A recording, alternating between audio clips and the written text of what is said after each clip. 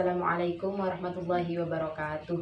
Perkenalkan, nama saya Khairunisa dari Prodi PAI Reguler Semester 3 Sekolah Tinggi Agama Islam Salahuddin Pasuruan dengan NIM 4011320019.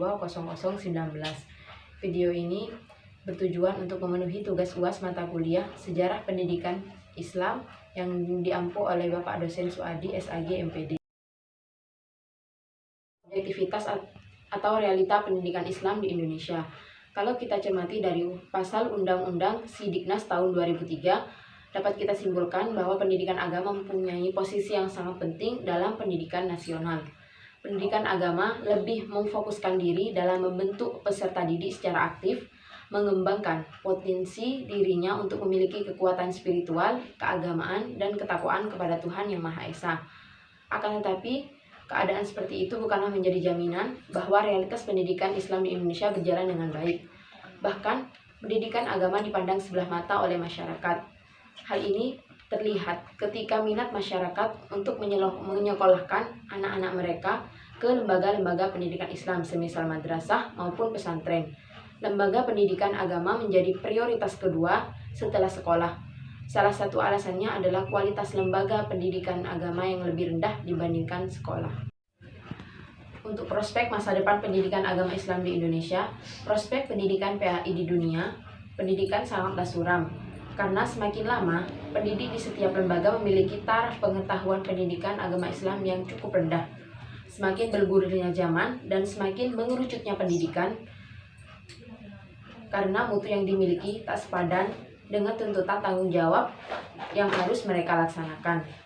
Prospek dalam pendidikan agama Islam dapat cerah kembali jika para pendidik dapat meningkatkan mutu diri mereka. Atau bisa dengan cara strategi yang pertama yaitu memotivasi kreativitas anak ke arah pembangunan ilmu pengetahuan teknologi di mana nilai-nilai Islami menjadi acuan utama. Kemudian juga bisa mendidik keterampilan memanfaatkan produk ilmu pengetahuan teknologi bagi kesejahteraan umat manusia.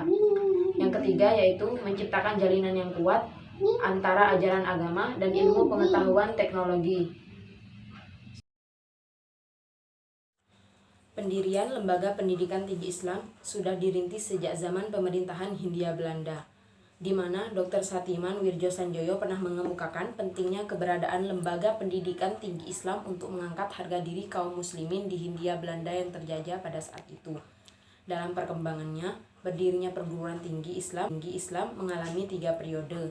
Yang pertama yaitu periode awal sejak kedatangan Islam yang ditandai dengan pendidikan Islam yang terkonsentrasi di pesantren, dayah, surau, atau masjid. Periode yang kedua yaitu periode ketika pendidikan Islam telah dimasuki oleh ide-ide pembaruan pemikiran Islam pada awal abad ke-20. Periode yang ketiga yaitu lahirnya perguruan tinggi Islam negeri dan pendidikan Islam telah terintegrasi ke dalam sistem pendidikan nasional. Perguruan tinggi Islam yang berbasis pada pengetahuan agama menjadi daya tarik sendiri bagi masyarakat Indonesia. Selain itu, melihat dari tokoh besar Indonesia yang merupakan lulusan-lulusan perguruan tinggi Islam selalu menjaga eksistensi perguruan tinggi itu sendiri. Perkembangan perguruan tinggi Islam di Indonesia yang pertama yaitu akademik, dinas ilmu agama atau ADIA. Yang kedua, Institut Agama Islam Negeri atau yang disingkat IAIN. Yang ketiga yaitu STAIN, Sekolah Tinggi Agama Islam Negeri. Yang keempat yaitu UIN, Universitas Islam Negeri. Dan yang kelima yaitu PTAIS atau Perguruan Tinggi Agama Islam Swasta.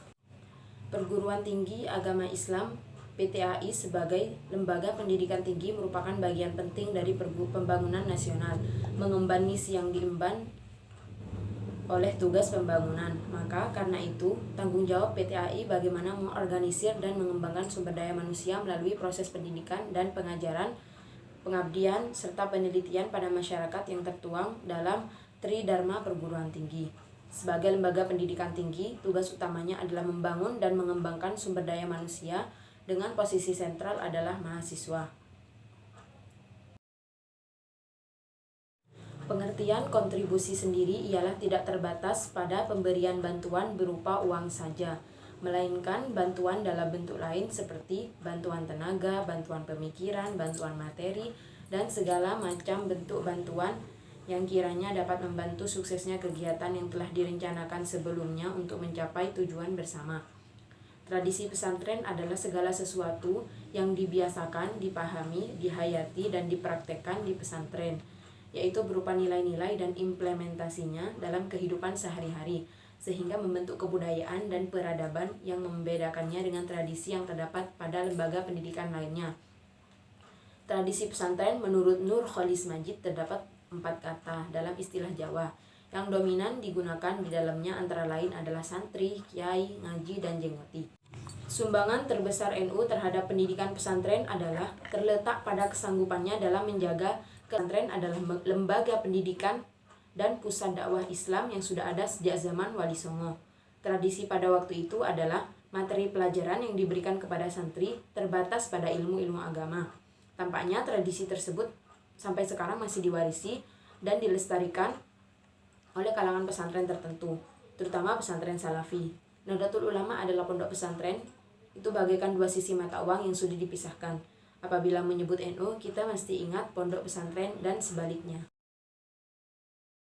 Tujuan pendidikan nasional yang dituangkan dalam Undang-Undang Sidiknas Nomor 20 Tahun 2003 tentang Sistem Pendidikan Nasional menyatakan bahwa pendidikan nasional bertujuan untuk mengembangkan potensi peserta didik agar menjadi manusia yang beriman, bertakwa kepada Tuhan Yang Maha Esa, memiliki akhlak mulia, sehat jasmani dan rohani, berilmu, bercakap, kreatif, mandiri, dan menjadi warga negara yang demokratis serta bertanggung jawab. Pendidikan Islam adalah suatu proses mempersiapkan generasi penerus untuk mengisi peranan, memindahkan pengetahuan dan nilai-nilai Islam yang diselaraskan dengan fungsi manusia untuk beramal di dunia dan memetik hasilnya di akhirat. Pendidikan Islam dalam pengertian di atas merupakan suatu proses pembentukan individu berdasarkan ajaran Islam yang diwahyukan Allah kepada Nabi Muhammad SAW.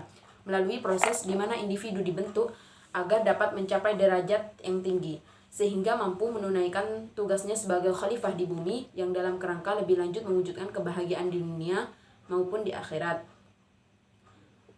Hal yang dapat dilakukan oleh pemerintah dalam upaya dan usaha meningkatkan kualitas pendidikan agama Islam adalah dengan melakukan kerjasama dengan Dinas Pendidikan dan Kebudayaan dengan cara memberikan himbauan kepada Kepala Dinas Pendidikan dan Kebudayaan agar memberikan muatan mata pelajaran agama yang proporsional dan profesional. Artinya, pendidikan agama bukan hanya dijadikan sebagai acuan, bukan hanya dijadikan sebagai pelengkap, bukan hanya dijadikan sebagai muatan lokal semata-mata memenuhi beban kurikulum yang digariskan oleh pemerintah, melainkan juga mata pelajaran agama dapat dijadikan sebagai penyeimbang bagi asupan kecerdasan anak dari sisi spiritual maupun religius. Langkah konkret yang lain dilakukan oleh pemerintah seperti memberikan aturan dan kebijakan bahwa semua siswa yang mau masuk sekolah menengah pertama atau SMP, mereka harus bisa membaca Al-Quran dengan baik dan benar. Tentunya langkah ini menjadi salah satu solusi alternatif yang cukup jitu untuk pelaksanaan peningkatan kualitas pendidikan agama Islam. Secara umum, kiai memiliki wewenang penuh dalam membawa perjalanan pesantren untuk diarahkan pada suatu tujuan yang telah digariskan. Oleh sebab itu, pelaksanaan proses pendidikan yang terjadi di pesantren pun sangat tergantung kepada kiainya. Walaupun biasanya operasionalnya dilakukan oleh para guru atau para pembantunya. Namun ide-ide yang mewarnainya tetap tidak lepas dari campur tangan kiai. Seorang guru agama modern tidak bisa mempunyai peran besar seperti seorang kiai kalau dia hanya mengandalkan tingkat intelektualitasnya saja, tanpa dibarengi dengan tingginya tingkat kesolehan dan besarnya karisma di mata masyarakat. Namun, dalam rangka mengembangkan pendidikan Islam di Indonesia agar lebih maju, alangkah indahnya jika antara kiai dan guru agama modern saling bersinergi untuk saling mentransfer ilmu yang dimiliki, sehingga seorang guru agama modern, walaupun hanya sebagai seorang pengajar di madrasah, akan menjadi seorang yang dihormati dan dicintai serta dijadikan teladan oleh murid-muridnya, layaknya seorang kiai. Dan seorang kiai akan menjadi guru agama yang handal dengan metode dan kurikulum yang disesuaikan dengan kebutuhan santri layaknya seorang guru agama modern. Mungkin hanya ini yang dapat saya sampaikan, kurang lebihnya mohon maaf. Wassalamualaikum warahmatullahi wabarakatuh.